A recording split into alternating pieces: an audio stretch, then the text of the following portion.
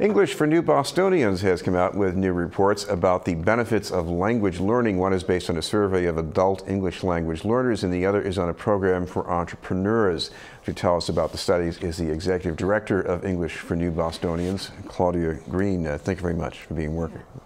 First of all, you have one survey of adult learners in community-based programs. I guess the first thing I would want to ask you about is how much do these programs help them?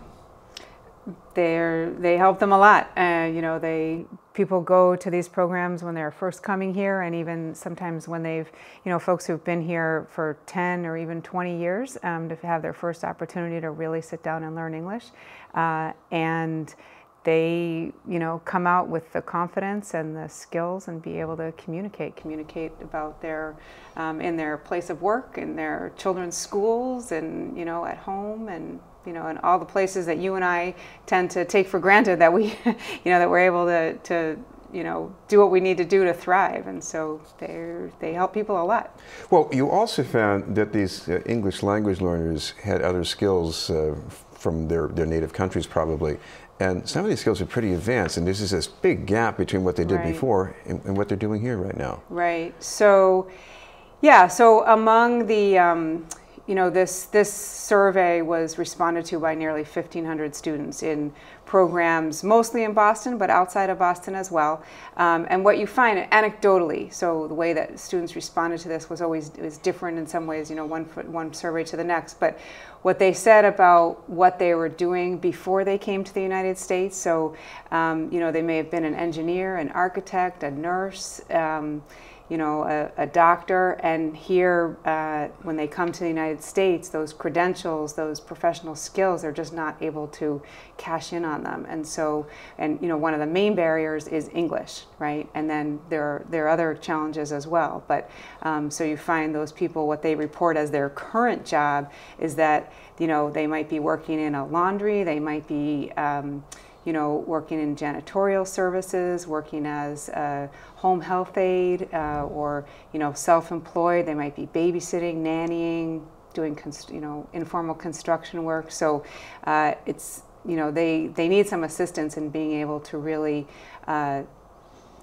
make good on, leverage those skills and credentials that we need. And, the way we view it is it's a loss for them, but it's also a loss for us, right? For the greater Boston and our society and, the economy. Because we need people with those skills to fill jobs. Right. Yeah. We're talking with Claudia Green from English for New Bostonians. What about some of the obstacles to making this work? I mean, some of it is money, and some of it is, I guess, lining up collaborators too. Right. So again, the folks that we surveyed were in community-based programs, right? But what they point to is we asked them about their employment and where they work. And, of the 85% of them that were in the labor market, we came back with about 700 different employers that were named by these students. And so that tells us that and about half of those commented that that there is actually a need, that there are other workers in those workplaces that need English skills, right? So what that suggests to us is that there are a lot of workplaces in Massachusetts that need, where there are people struggling with their language skills, right, and struggling to communicate, and there are, businesses that might need assistance, and it's not being met. Right, so those folks are there. They're not necessarily they're not in English classes, but they need them. And so what that says is, right, exactly, that we need the collaboration of those businesses. We need to be able to reach those businesses and be able to talk to them about resources that are available, both English language, classes that are available to their employees, as well as funding. So it sounds as if you're saying that businesses can get help. They're not out there alone having to do this. Exactly. Right. So there are English language programs around the state. There are community colleges. There are resources available to help provide the classes. And there's actually also state funding, right, from our Department of Education, as well as from through our Department of Labor, something called the Workforce Training Fund that businesses can apply to and get a grant back for, get a grant and be able to provide training to their employees. You recently gave recognition to some of these partners in your event. Tell me something at least about what you've learned from them about how you can make this opportunity be available to more people.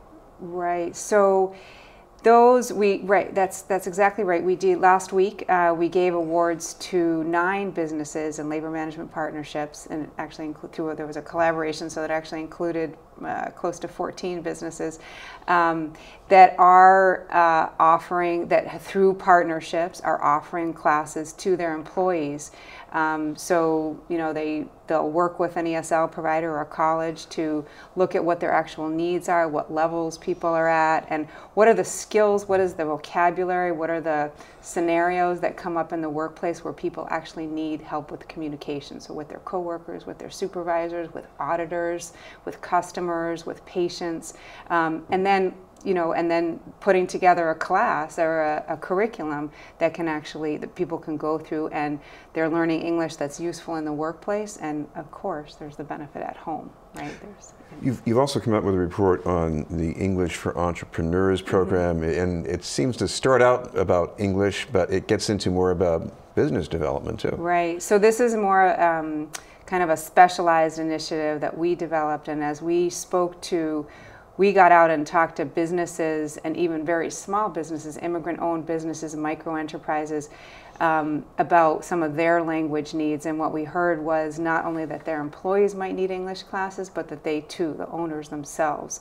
And so it was really kind of a niche and an unmet need among those folks who they're operating a business, but they lack some of the communication skills, again, with their customers, with lenders, with small business technical assistance services, with licensing folks, all kinds of situations with vendors. And so we developed a specialized curriculum that was a way for those people to come to class in the evening, after they close down their businesses, or early in the morning. And the curriculum is specifically customized to them. So it's about, about customer service and about financing and developing a business plan, but all the while learning English. And what we found is that while it's challenging, it's not always easy for those folks to get to class, but that they really are, number one is they're improving their confidence and their ability to just get people in the door, new customers that might be English-speaking customers as opposed to the non-English speaking customers that they were used to serving. So they're able to build their customer base and learn about new resources, sit in front of a banker and talk about what they need for their next lend, what their business plan is and why they need financing. So yeah, we're finding that's just being able, in both these cases that we just talked about, really being able to target English classes to specific needs of the workforce. Thank you very much for being with us. Yeah, thank you. Claudia Green from English for New Bostonians.